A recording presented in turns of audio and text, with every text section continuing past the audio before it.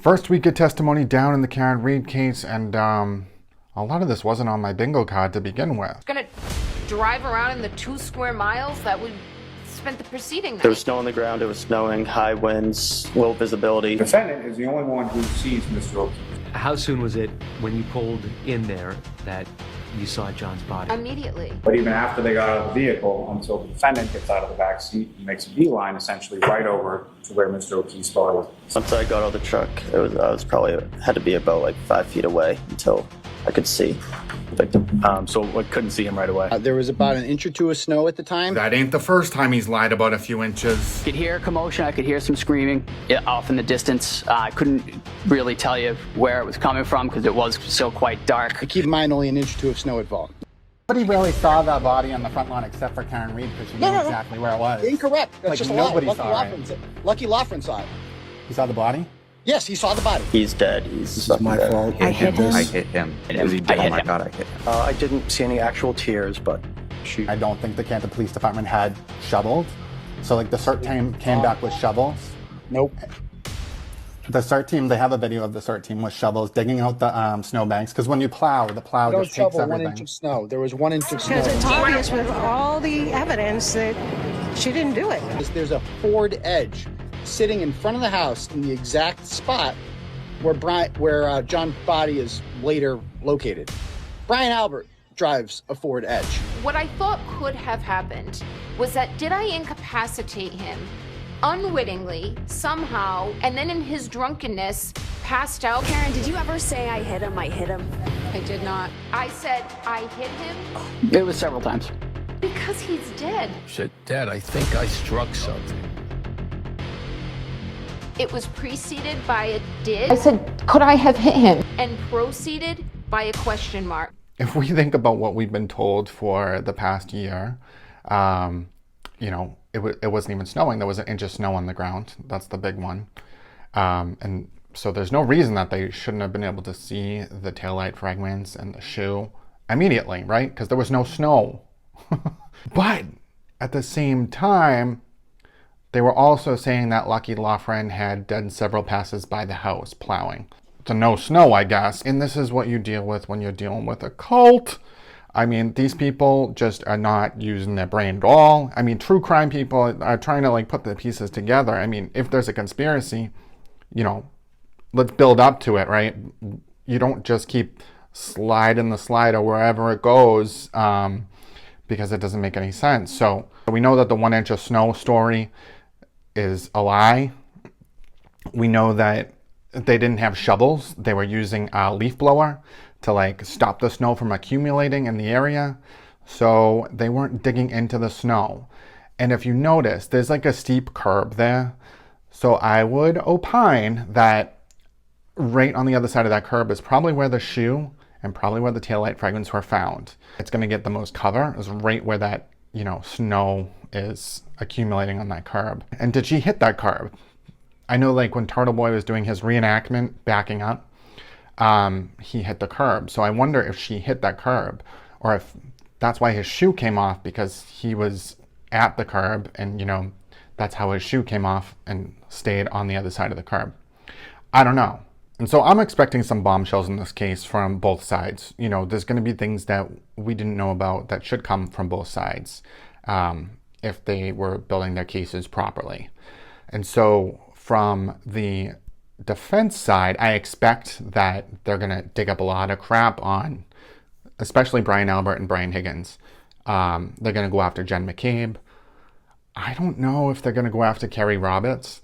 It doesn't seem like they are so far because they're always pointing out Jen McCabe in the video saying, look at the 2 women. Jen McCabe's not acting, screaming, hysterical. And a lot of these accusations, Kerry Roberts is just ignored. There was 3 women there, but they're always talking about, well, Jen McCabe wasn't acting upset like Karen was. They're always pointing her out, so I don't know. But the thing is, you can't go after everybody. Even the way that they were treating the paramedics, I just thought was paramedics aren't going to cover up a murder and implicate an innocent person, especially multiple of them. I think the defense has gotten overly confident because they are dealing with primarily turtle riders who literally believe anything. They're not normal people that have functioning brains. So if they're expecting all this shit to fly with like an average audience, they totally overestimated what they have. So the few things that I'm seeing from Lally that are going to be a build up to something more are the incline or the decline to get to the Fairview Road home.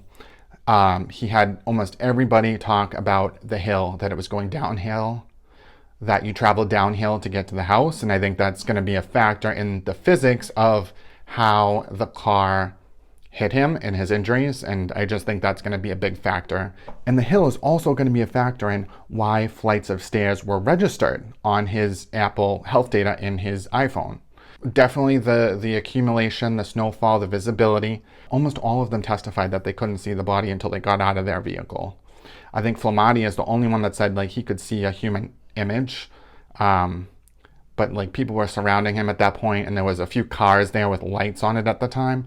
So it's not like when the three women drove up in the pitch black, when Karen jumped out of the car before they were even past like the tree line. So that's going to be a recurring thing is, you know, okay, she saw him, she knew he was there. And I think there's going to be several items of evidence that show that she knew that he was there before she pulled up with Carrie and Jen McCabe. And then the ring cam. The ring cam, I think, is going to be huge. So at first when he was talking to Paul O'Keefe and showing the ring cam, I was like, what are they trying to show? I was thinking that they were trying to show, oh, there's no taillight fragments in the driveway because they're shoveling. And while I think that is part of it, I think that they know when that ring cam was deleted. And I think they're showing the events. Ring cam has an event log, you know, camera activated this time, and has timestamps of every time that ring cam was activated, and it keeps an event log. And so I think that he's showing that ring cam to show that when Karen Reed and her father were in the house is when that ring cam was deleted. And the kids are going to testify that Karen was the only one that had access to it, and Brian Higgins is going to testify that Karen Reed told him that she knows where all the cameras are. Lally tried to get Paul O'Keefe to testify to knowing that Karen Reed had access to those cameras, but his response was, oh, the kids told me or something, so it's hearsay. There was an objection, it was stricken, so it's going to come from the kids. But at the same time, if there is a timestamp of when that was deleted, I think that's going to be huge. I don't even know how she'd explain that. I mean, they're not going to explain it. They're just going to say, oh, these cops are corrupt, they didn't follow protocol, blah, blah, blah, blah, blah. But at this point, if you've followed other cases before, at this point, we've only really heard from first responders. And first responders are really just setting the scene, typically. You know, talking about the crime scene, what was happened, who was there. It's not usually first responders hearing admissions from the perpetrator. So Karen Reed is already losing at this point when you compare this case to other murder cases. Like just hearing from first responders, they usually just collect an evidence, maybe identifying a murder weapon. We're already getting admissions immediately. I mean, that's huge. I think the next logical flow would be to continue with the first responders and the Good Samaritan employees. If we look at who testified, so Paul O'Keefe's testimony was really to give the history of John O'Keefe, to talk about how he adopted the kids and his relationship with Karen Reed. He was a brother to Paul O'Keefe and to his sister Kristen. Brother John stepped in, moved into the house in Canton and raised them for 8 years. My husband on the phone with his mother saying he's going to be okay. He's going to be okay. Pretty banged up. He had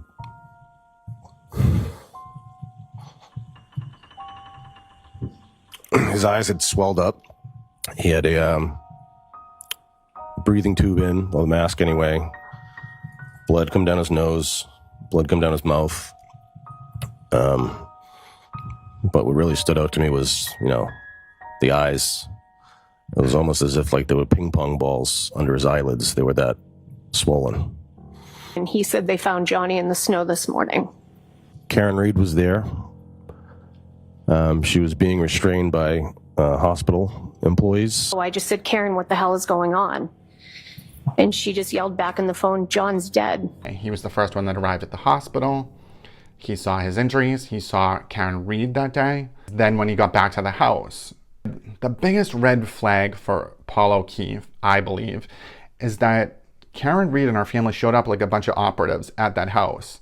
She started her car immediately, and then they were gone in like 10 minutes. That's not what happens if someone that you've been dating for 2 years dies. You stay with the family. You are making, funeral plans with them. You are heavily involved. So for her to then call Erin O'Keefe and say that she had to remember the bad times. She said, "I don't think I'm ever going to see you guys again." And I said, "Of course you will. We're friends." She never did talk to them again. The stay-away order wasn't in place until she was arrested, like 48 hours later. So those first few days, she should have been like calling them, making plans for the wake and the funeral, trying to figure out what happened. And that's the main thing too. In all of her statements with first responders, not once did she say what happened to him. It was all about, I hit him, I think I hit him. Anyone that dropped their loved one off at a house and then came back and found him in that condition would be banging on the front door of that house immediately, would be demanding the police go in that house right now. I dropped him off here and something happened to him. Get in that house. Like, what's going on?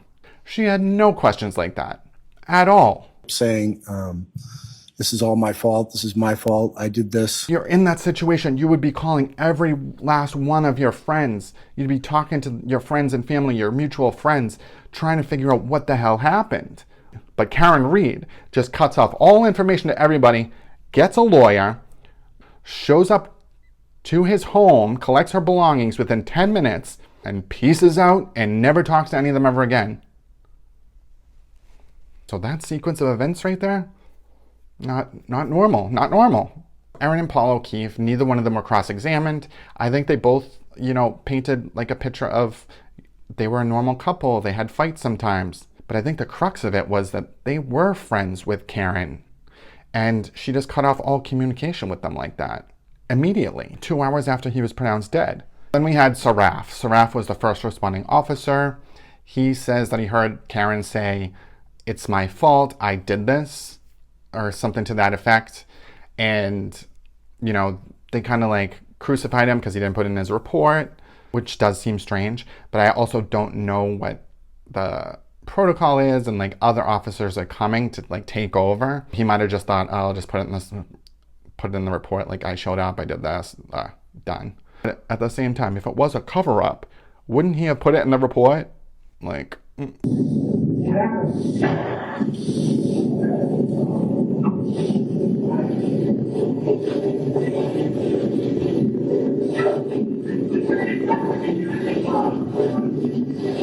defense team needs to pick a lane.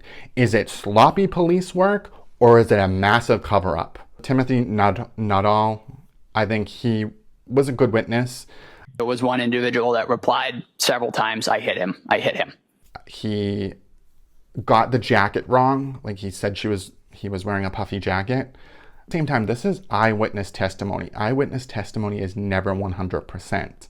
People are focused and hone in on different details. And it's always about the totality of the eyewitness statements to kind of get a picture of what actually happened. So I think he was a good witness. I think they try to go after him, saying that he's like changing his statement, but I don't think he did. Like this kind of semantic stuff, I don't think it's gonna fly well, because I don't think paramedics are in on the cover-up. Like I don't think paramedics are making shit up. And then I think we had Flamati, who he also heard her say, "I hit him, I hit him, I hit him. Oh my God, I hit him." He testified, all of them testified to shoveling snow that morning. So they try to get him on when he heard that "I hit him, I hit him, I hit him." Trying to say that he was in the back of the ambulance when she was making statements. But I think the whole thing is she was saying repetitive things over and over and over and over. So she probably did say it at a different time. I think Nuttall said she said it at the body. He also told the emergency room staff that he thinks it was a pedestrian accident. A single word about a woman who said, "I hit him," did you?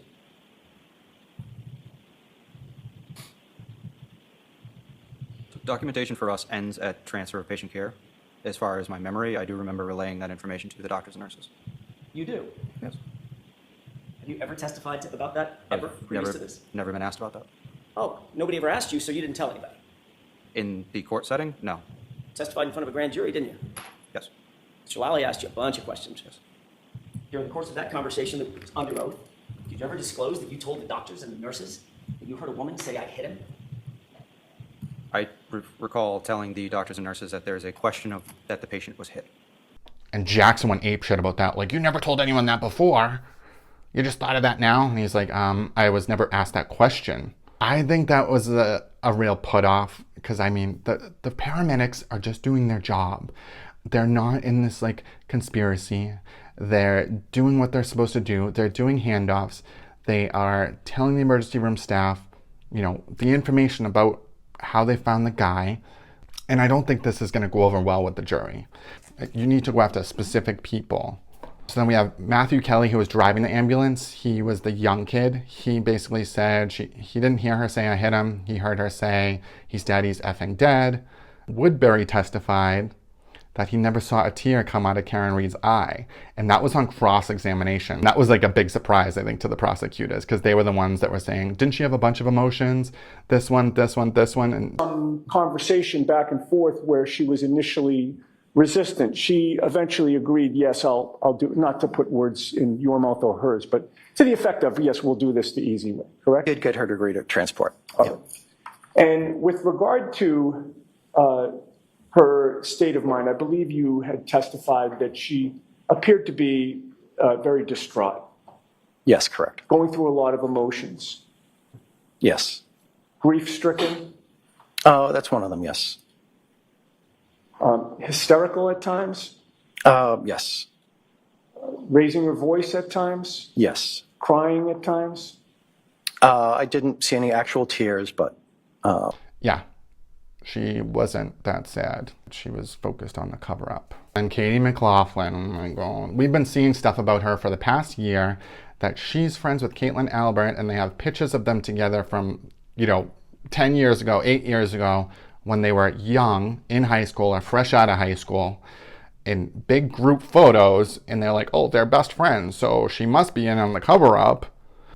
What's that from?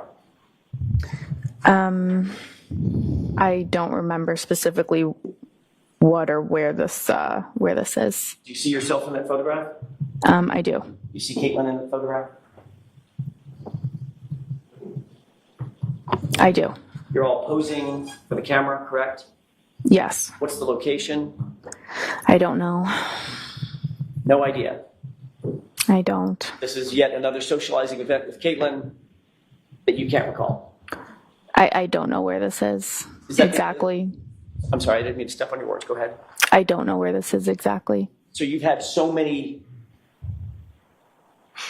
socializing events with Caitlin and other folks that you can't pinpoint this one as opposed to any of the others that you've had? No, I'm saying I can't. These photos are old. I don't know. I don't remember where these were or the circumstances around them. That's what I'm saying. You see how you're dressed in that photo? Yes. I think that she stuck to what she said pretty consistently. So Jackson was trying to say, oh, because your original testimony was that she said I hit him to another friend, not to you. And she was like, no, I am the one that asked the question. And when I asked the question, she turned to the woman and said, I hit him. I hit him. Did I hit him? Or could I have hit him? Or something along those lines. So her testimony really didn't change, but Alan Jackson wanted to make it seem that way. But when he was grilling her about, oh, when's the last time you talked to Caitlin Albert? I was getting a little nervous about that because I'm like, he's going to pull up a Snapchat or something or some message, because we know that the feds investigated all these witnesses. So like, we don't know what the feds found. And so when she said no, she's never talked about this case, I was like, oh crap, here we go. It doesn't sound like he had anything. He was expecting that she had talked to her and she was just going to admit it, knowing that there was a federal investigation, that they could have gotten to everybody's phones and seen the histories. But she, she stuck to her story, and it seems like she's telling the truth. So they graduated from Canton High the same year in 2014 or something. That means that they are besties. Every picture that we've seen them together in, they're with a group of people. So I don't think she's lying saying that we didn't have a one-on-one friendship but we did have a lot of the same mutual friends, and we did do a lot of events together, which is normal when you're a senior in high school. Like, you do a lot of senior events, and then it carries on for a couple years, but it kind of peters out after you turn 21 and you start working a real job. The turtle riders love it because they love seeing people getting harassed and bullied because they're evil. But I think the average juror, the average normal person, is not going to like that kind of shit. There's something about these type of people that would believe these kind of conspiracies, that believe that, what Turtle Boy says about Kerry Roberts and about Katie McLaughlin, he says it about a lot of people, is that, oh, they're going along with this cover-up because they're trying to fit in with the Canton elite and their clinger-ons and all this kind of stuff. It's bizarre because most people don't think that way. But it shows how he thinks and how he sees the world. Because in Turtle Boy's world, he would do anything to get clout, anything to get attention, anything, including push false narratives to free a killer. Hello? And his followers identify with that kind of shit, that grasping, like you see everything as an opportunity, because they would be the ones that would lie on the stand for somebody else. They would be the ones that would completely participate in a cover-up like they are right now.